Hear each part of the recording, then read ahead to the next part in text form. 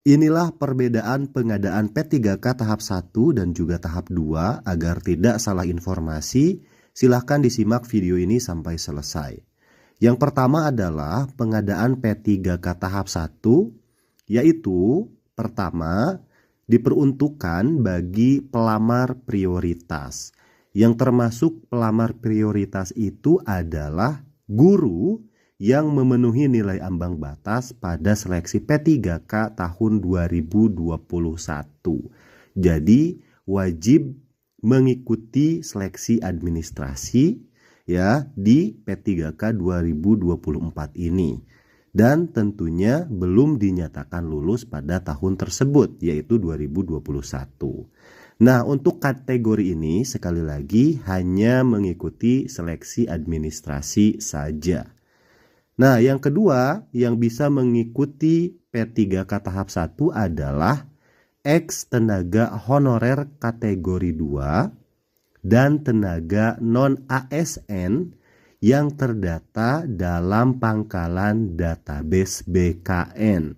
Makanya teman-teman silahkan dicek ya apakah namanya sudah terdata oleh BKN ataukah belum.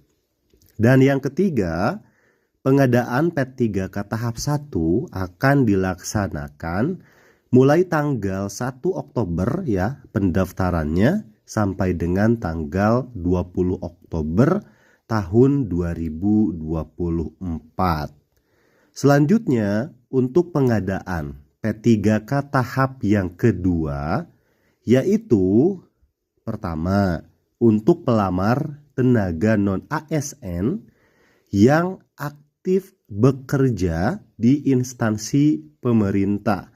Nah, kalau guru berarti wajib guru yang mengajar di sekolah negeri.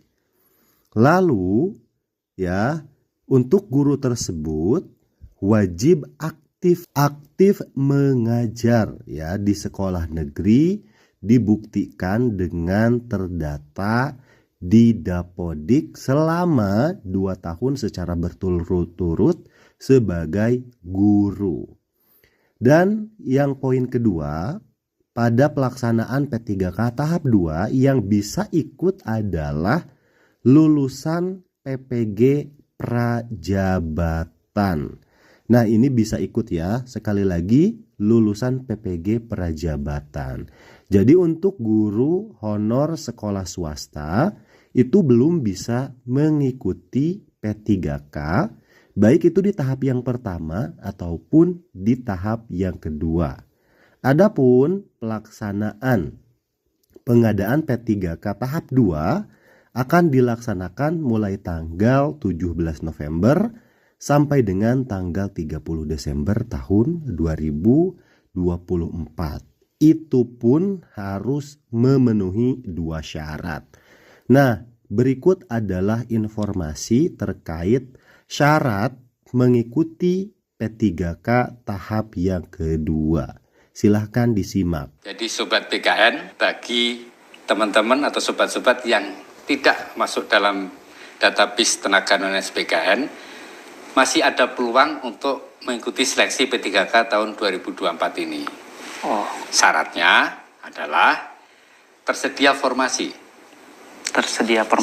Satu. Yang kedua, melamar di instansi tempat dia bekerja saat ini. Itu kemudian tadi walaupun kelulusannya, tetapi prioritas kelulusannya di urutan ketiga. Di urutan ketiga ya. Pertama adalah XTHK 2. Benar. Kemudian tenaga non-ASN yang masuk database. Kemudian tenaga non-ASN yang tidak masuk database dan yang masih aktif bekerja minimal 2 tahun sampai dengan hari ini. Itulah teman-teman yang tidak di database itu bisa melamar di situ. Syaratnya melamar dan ada jabatan yang sesuai dengan kualifikasi pendidikan. Kalau instansi menyediakan formasi untuk jabatan pelaksana, silahkan teman-teman itu bisa melamar di jabatan pelaksana itu. Ya.